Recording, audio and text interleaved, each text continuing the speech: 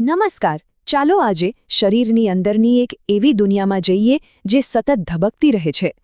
કલ્પના કરો કે આપણું શરીર એક મોટું શહેર છે અને એને ચાલતું રાખવા માટે સતત સપ્લાયની જરૂર પડે છે. તો આ સપ્લાય પહોંચાડતું નેટવર્ક એટલે કે આપણું રુધિરાભિસરણ તંત્ર કામ કેવી રીતે કરે છે?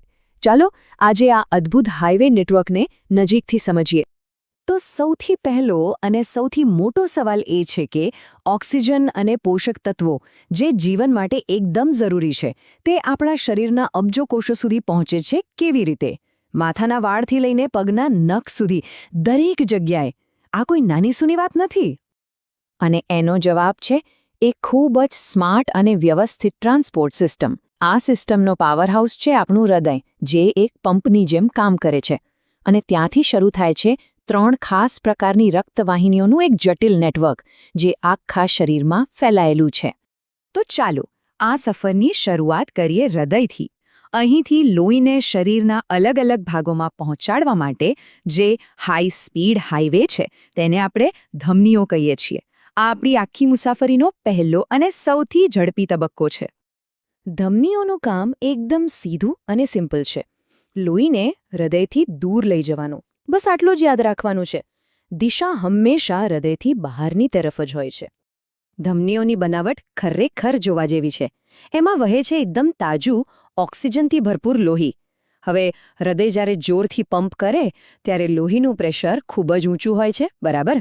તો આ જબરદસ્ત પ્રેશરને સહન કરવા માટે જ કુદરતે એની દિવાલો જાડી અને એકદમ લવચીક બનાવી છે. અને પ્રેશર એટલું બધું હોય છે કે લોહીને પાછું આવવાના કોઈ ચાન્સ જ નથી. એટલે એમાં વાલ્વની કોઈ જરૂર જ નથી પડતી. હવે વિચારો, એક મોટો હાઈવે જ્યારે કોઈ શહેરની અંદર પહોંચે ત્યારે શું થાય? એ નાની નાની શેરીઓ અને ગલીઓમાં વહેંચાઈ જાય છે, બરાબર ને? બસ એવું જ કંઈક હવે અહીં પણ થવાનું છે. આપણી સફર હવે આગલા સ્ટેજ પર પહોંચી રહી છે. અને આ રહી એ સ્થાનિક ગલીઓ એટલે કે રુધિરકેશિકાઓ. આ એ જગ્યા છે જ્યાં અસલી કામ થાય છે, એટલે કે ડિલિવરી અને પિકઅપનું. આપણા આખા સર્ક્યુલેશન સિસ્ટમનું આ સૌથી મહત્વનું જંકશન છે. એટલે કે જેવી ધમની કોઈ અંગની અંદર પહોંચે છે એ વાળના તાંતણા જેવી અસંખ્ય પાતળી પાતળી નળીઓમાં ફેલાઈ જાય છે. આ અત્યંત સૂક્ષ્મ વાહિનીઓ જ રુધિરકેશિકાઓ છે, જે શરીરના એક એક કોષ સુધી પહોંચે છે. અને આજે તો એની સૌથી મોટી ખાસિયત છે. તમને ખબર છે એની દિવાલ કેટલી જાડી હોય છે? ફક્ત અને ફક્ત 1 કોષ જેટલી. હા, તમે બરાબર સાંભળ્યું, આટલી બધી પાતળી. અને એની પાછળ એક બહુ મોટું કારણ છે. આટલી પાતળી દિવાલ હોવાનો ફાયદો શું? બસ આ જ તો એનો જાદુ છે. આના કારણે જ લોહીમાં રહેલો ઓક્સિજન અને પોષક તત્વો સહેલાઈથી દિવાલની આરપાર જઈને કોષો સુધી પહોંચી શકે છે. અને એ જ રીતે કોષોમાં બનેલો કાર્બન ડાયોક્સાઇડ અને બીજો કચરો પાછો લોહીમાં ભળી શકે છે. ખરેખર એક પરફેક્ટ એક્સચેન્જ સિસ્ટમ. ચાલો, હવે ડિલિવરી અને પિકઅપનું કામ તો પૂરું થઈ ગયું. હવે શું? હવે આ બધું લોહી, જેમાં હવે ઓક્સિજન ઓછો અને કચરો વધારે છે, એને પાછું હૃદય સુધી પહોંચાડવાનો સમય છે. અને આ પાછા ફરવાના પ્રવાસની જવાબદારી છે આપણી ત્રીજા પ્રકારની વાહિની એટલે કે શિરાઓની. શિરાઓનું કામ ધમનીઓ કરતાં એકદમ ઉલટું છે. તે શરીરના જુદા જુદા ભાગોમાંથી બધું લોહી ભેગું કરે છે અને તેને ફરીથી શુદ્ધ થવા માટે પાછું હૃદય તરફ લઈ જાય છે. યાદ રાખો, એની દિશા હંમેશા હૃદય તરફની હોય છે. આપણે જોયું કે ધમનીઓમાં હૃદયના પંપને કારણે પ્રેશર ખૂબ જ વધારે હોય છે, એટલે દિવાલ જાડી હોય. પણ શિરાઓમાં તો લોહી ધીમે ધીમે પાછું ફરી રહ્યું છે, એટલે પ્રેશર એકદમ ઓછું હોય છે. અને એટલે જ એની દિવાલ પણ પ્રમાણમાં પાતળી હોય છે. પણ અહીંયા એક બહુ ઇન્ટરેસ્ટિંગ સવાલ ઊભો થાય છે. જો પ્રેશર આટલું ઓછું હોય તો લોહી, ખાસ કરીને આપણા પગમાંથી ગુરુત્વાકર્ષણની વિરુદ્ધ ઉપર હૃદય સુધી પાછું ચડે કેવી રીતે? એ તો નીચે જતું રહેવું જોઈએ ને? પણ ના, એવું બિલકુલ નથી થતું. કારણ કે આપણા શરીર પાસે આનો પણ એક ખૂબ જ સ્માર્ટ ઉપાય છે.